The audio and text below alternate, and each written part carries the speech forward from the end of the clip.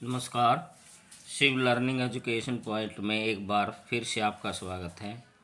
आज हम हिंदी के बहुविकल्पीय प्रश्न सभी प्रतियोगिताओं से संबंधित करेंगे, समझेंगे। चलते हैं हमारे फर्स्ट क्वेश्चन की तरफ। भाषा के कितने रूप या प्रकार होते हैं? इसका आंसर है घ 2। भाषा का मूल रूप कौन सा है? क है मौखिक। ज्ञान अर्जित करने और अभिव्यक्ति का सबसे सरल साधन कौन सा है? घ भाषा। और है भाषा शब्द संस्कृत की किस धातु से बना है? ख है भास। भाषा का मुख्य कार्य खालिस्तान की बात को दूसरों तक पहुंचाना है। ग है वक्ता। भाषा केवल बोली जाती है, यह कथन है। ख है असत्य। भारत के संविधान में कुल कितनी भाषाएं स्वीकृत हैं? ग है 22। संविधान हिंदी को संविधान के अनुसार राजभाषा के रूप में कब मान्यता मिली? घ है 14 सितंबर 1949।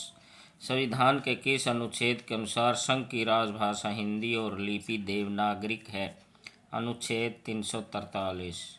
संविधान में किस अनुच्छेद द्वारा हिंदी भाषा का प्रचार बढ़ाने की बात की गई है? 351। भाषा की लघुत्तम इकाई है वाक्य। भाषा के विषय में कौन सा कथन सत्य है? भाषा ध्वनि प्रतीकों की व्यवस्था होती है। भाषा किसका साधन है? अभिव्यक्ति का। भाषा के दो रूप कौन से हैं? मौखिक और लिखित। भाषा के किस रूप द्वारा हम दूसरों को लिखकर संदेश भेजते हैं? लिखित। भाषा की व्यवस्था के नियमों को क्या कहते हैं? व्याकरण। भाषा का जनक रूप किसके द्वारा सीखा जाता है? व्याकरण से। मानक रूप है। मनुष्य को सबसे अधिक आवश्यकता किसकी होती है? भाषा की। भाषा का लिखित रूप भाषा को क्या प्रदान करता है? निश्चित एवं स्थायी रूप। वक्ता की भाषा को दूसरों तक कौन पहुंचाता है? भाषा। हमें भाषा के शुद्ध और अशुद्ध रूप की पहचान किसके द्वारा होती है? व्याकरण के द्वारा। भाषा का शुद्ध रूप कौन सा है? व्याकरण सम्मत मानक रूप। भारत की संपर्क भाषा है हिंदी। शिष्ट और सुशिक्षित लोगों द्वारा प्रयुक्त की जाने वाली भाषा कहलाती है मानक भाषा। हिंदी भाषा की लिपि है देवनागरिक। हिंदी शब्द को किस भाषा की देन माना जाता है? संस्कृत।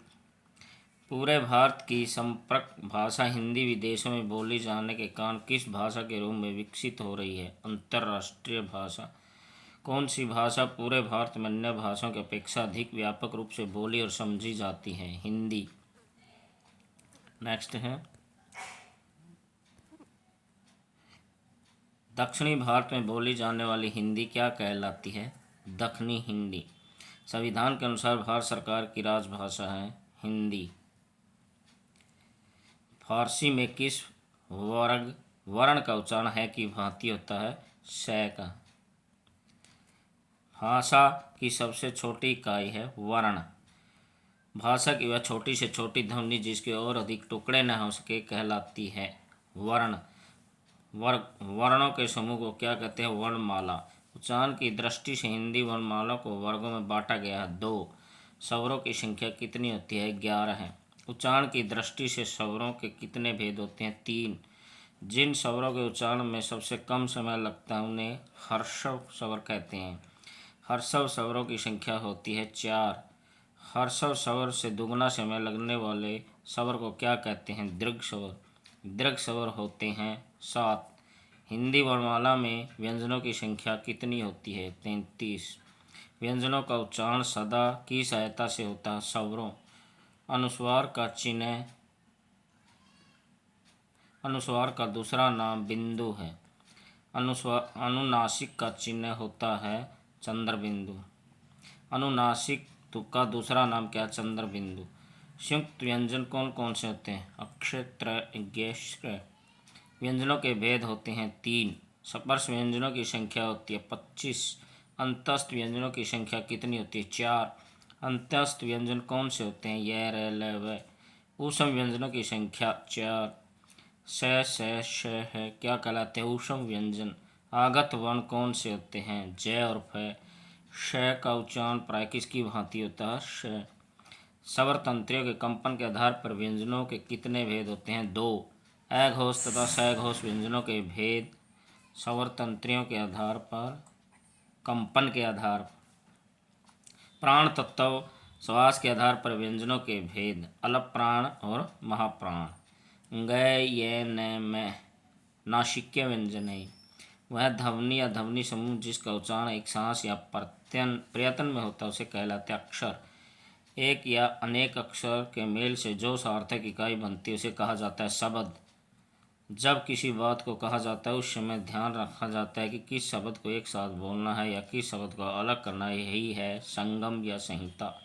बोलने के भाव के अनुसार स्वर का जो उतार चढ़ाव आरोह अवरोह होता है उसे कहते हैं अनुतान। अलप प्राण के उदाहरण है प्रत्येक वर्ण का पहला, तीसरा एवं पांचवा वर्ण।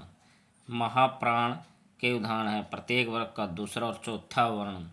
हिंदी वर्णमाला में कितने वर्ण हैं? 44। स्वरों के जो रूप व्यंजनों के साथ जोड़ा जाता है उसे कहते हैं मात्रा। क वर्ण का उच्चारण स्थान है कंठ। च वर्ण का उच्चारण स्थान है तालु। ट वर्ग का उच्चारण स्थान है मूर्धा। दंत किस वर्ग का उच्चारण स्थान है? तय वर्ग। ओष्ठ किस वर्ग का उच्चारण स्थान है? पय वर्ग। प्रत्येक वर्ग के अंतिम वर्ग का उच्चारण स्थान है नासिका। श वर्ग का उच्चारण स्थान है तालु। निम्नलिखित में से दंत किस वर्ग का उच्चारण स्थान है? श। है वर्ग का उच्चारण स्थान है कंठ। श वर्ग का उच्चारण स्थान कौन सा? मूर्धा।